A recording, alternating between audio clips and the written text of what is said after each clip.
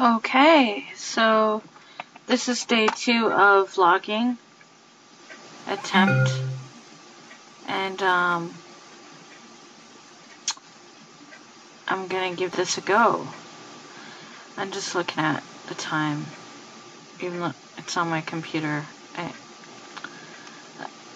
Wednesday, March 2nd, 2011, 6:03 p.m. I'm probably going to include some other shots today.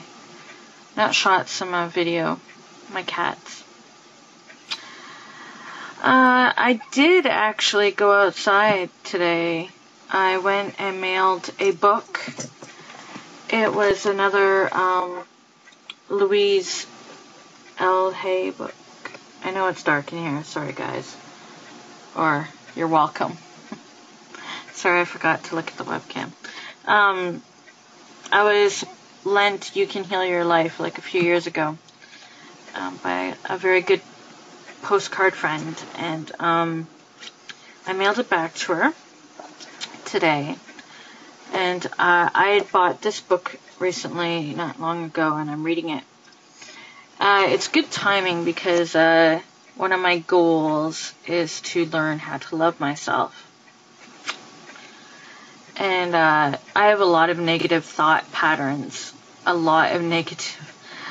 say a lot of negative things about myself all the time, constantly.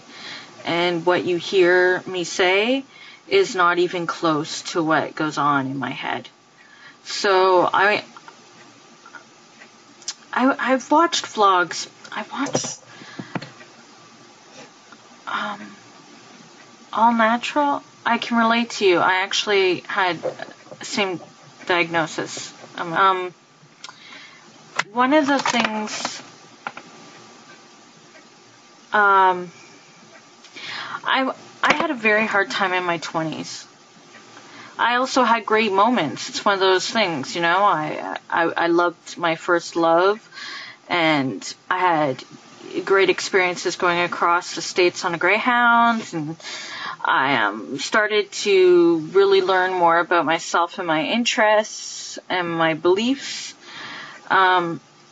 Sided with that was very, very bad depression and struggle with my situation regarding work at the time and an injury. And I spun out into several, attempts and hospitalizations. And, I would say the 20s, I can't believe it. I was just so lost often. I agree. It's not to say I didn't have happy times, but I would say that's, when I made it to 27, the age Jimi Hendrix, Janis Joplin, Jim Morrison,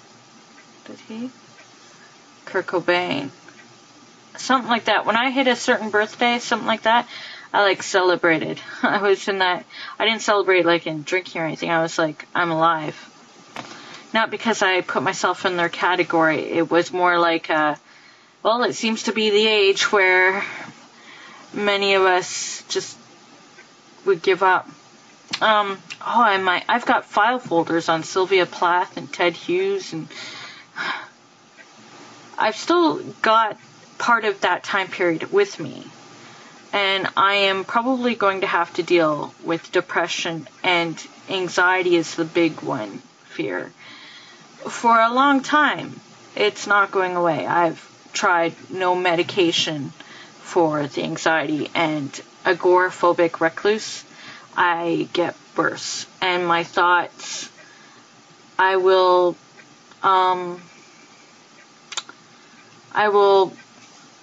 get more ranty, as in I can't stop my mind. So, and I'm just saying I can relate on many levels to people who have found a certain time period very difficult. And all I can think I'm not saying it's easy street now. It's not. There's change going on and such, and I've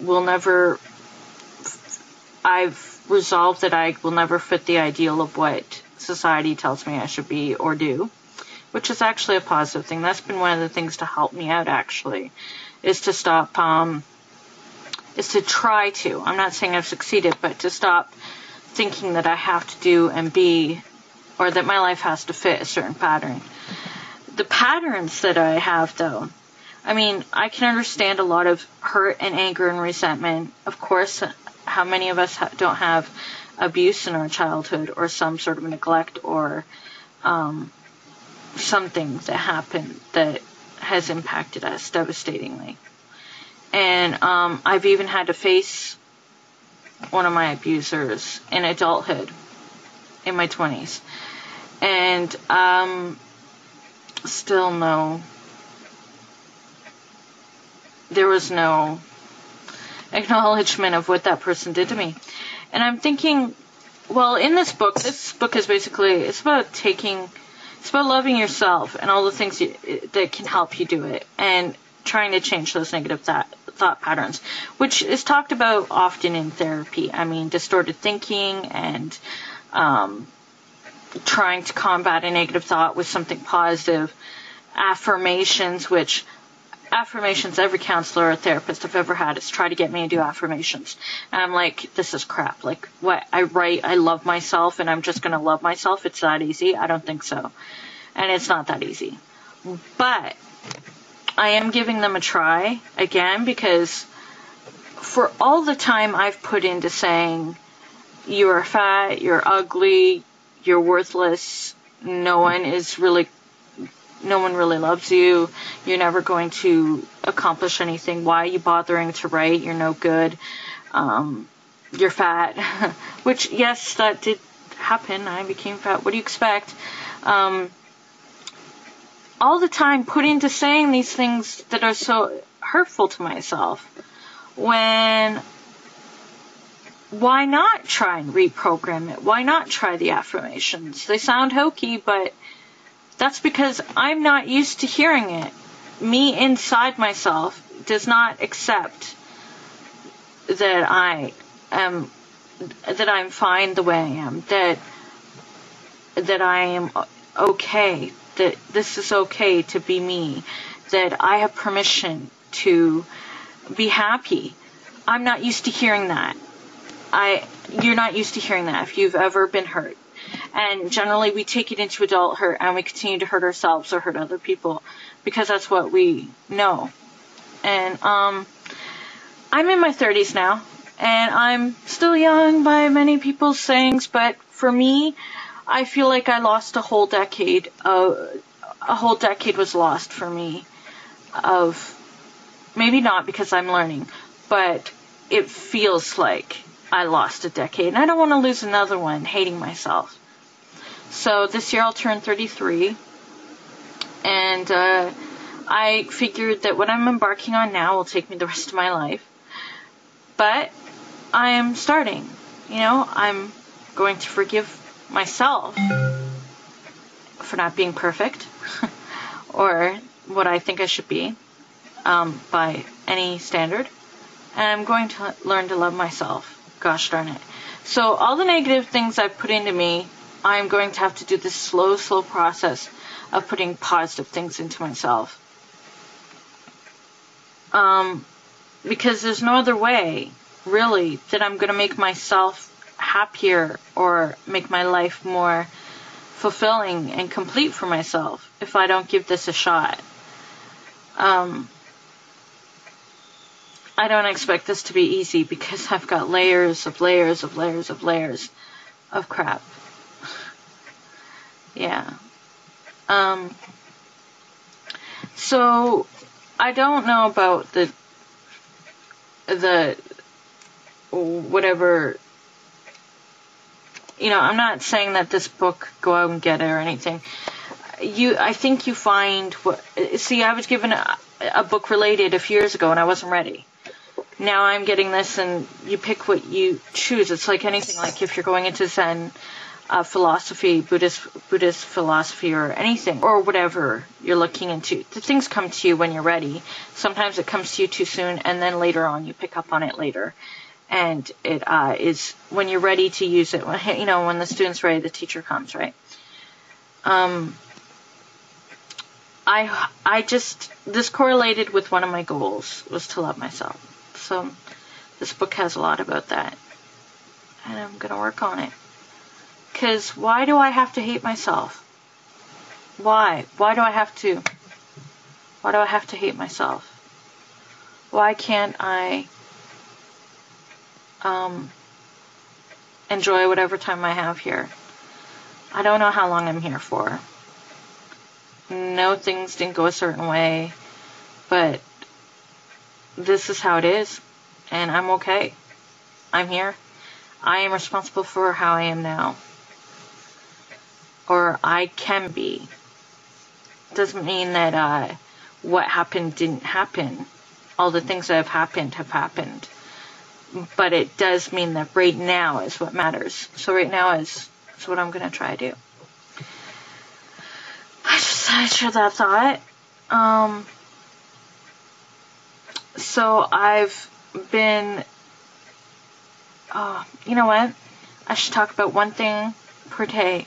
Because there's other things going on in my life right now that I could talk about. Health related. The living situation. There's definitely an update there.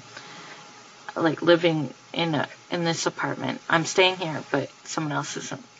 And I could talk about my crush that I've had since 2008. And what effect that may have on my decision to work on loving myself. I can tell you stories of... I can take you places. I could go outside for walks with you guys. I really need to get out there, and camera will help. So I do plan to do this challenge. I have kept up the challenge of writing in a paper journal every day. I'm reaching for my last one that I finished. The embodiment started... It starts every year, generally. People get excited about January 1st. But I've been keeping journal off and on for a long time. But I wrote every day since January 1st, since before then, but every day. And has positive things in it. I'm starting to get more positive the more I write. Despite some, like, hooray you is the last page. Yeah.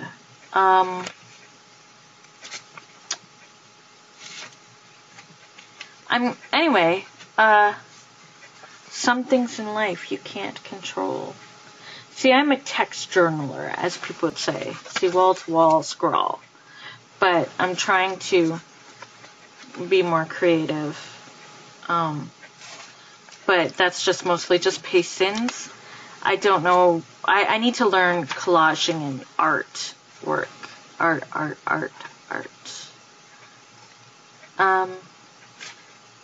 This is good. I recommend keeping a journal to people. Just try. My journals are not epic, and much of it is the same. I don't want to read back on them anytime soon, because I know that I've repeated myself for many years in them, and it's not pretty. But it's a good thing to do. Every day I'm doing it. Okay, I should probably stop talking now. Nobody's gonna watch these because they're so freaking long. That's okay though. Vlogging every day for me. And if anyone gets anything out of them, cool. If we relate, that's great. I love adding friends. I do watch videos of Vloggerheads. I don't reply to everybody. Sometimes I don't know what to say, or I say too much. I've been on Vloggerheads for a few years now, and I haven't really become totally part of the community because I drop off a lot. When I get reclusive, I tend to really get reclusive. See, I have an online blog journal, GoldMourn .livejournal.com. And I even get quiet on there, where I don't say anything for a while. and I don't say anything anywhere. I've Twittered, GOLDMOURN, more often than not, but I really like shut down sometimes. One of the ways I've shut down when I'm feeling stressed out, and because I have internet here right at the moment, is I watch a lot of documentaries. So I'm going to recommend that site, Documentary Storm. Look that up. They're streaming the videos from YouTube and other sites. I know, stealing, blah, blah, blah, but you're not downloading, you're watching them. And you can learn a lot. There's some great stuff. Except don't watch the chocolate one. It'll make you sad. If you love chocolate, like I saw the video of chocolate where everybody was saying, that River Vlogger did, the mesh of everybody's chocolate. John, you scare me, by the way. That was great. Fun. The dark side of chocolate it's really dark. Like child labor dark. Nothing is good, it seems. It's hard. I was being all positive. Now I'm like, nothing is good. It's just kind of depressing sometimes that, see, I've totally done a turn. It's just discouraging to think that many of the things that we enjoy so much is, that means somewhere else in the world somebody is suffering for it. It's not fair, especially when it comes to chocolate. Please. But obviously there's alternatives, so I'm going to check out, some of the chocolate bars I get usually are crap anyway and bad for you, and not as chocolatey good as good chocolate can be, so I'm just going to check out good chocolate and be more mindful of where it's coming from, because I feel really bad thinking about children being kidnapped and forced to work plantations for cocoa beans just so I can get fat. It's kind of sad. Okay. And on that positive note, here's some clips. Take care. Thanks for watching and listening to this long vlog again. And I'll be in touch.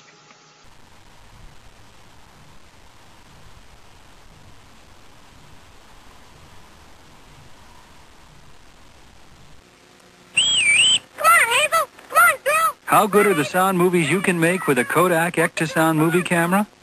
Ask Hazel. Hazel's master really isn't here. Only a movie of him. But boy, what a movie. The kind of movie you can make with a Kodak Ectosound movie camera. The Ectosound movie camera is amazingly easy to use, but we don't have to tell you how good the sound movies are. They speak for themselves.